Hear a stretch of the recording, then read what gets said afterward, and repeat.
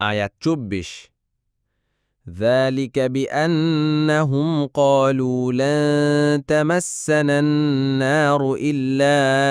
أياما معدودات وغرهم في دينهم ما كانوا يفترون অনুবাদ এটা এজন্যে যে তারা বলে থাকে মাত্র কয়েকদিন ছাড়া আগুন আমাদেরকে কখনোই স্পর্শ করবে না আর তাদের নিজেদের দিন সম্পর্কে তাদের মিথ্যা উদ্ভাবন তাদেরকে প্রবঞ্চিত করেছে তাফসীর ১ নং ফুটনোটের বিবরণ কতাদা বলেন তারা মনে করে থাকে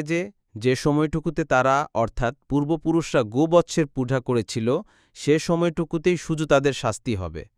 তারপর তাদের আর শাস্তি হবে না এই যে বিশ্বাস তা কোনো শক্তিশালী ভিত্তির উপর প্রতিষ্ঠিত নয়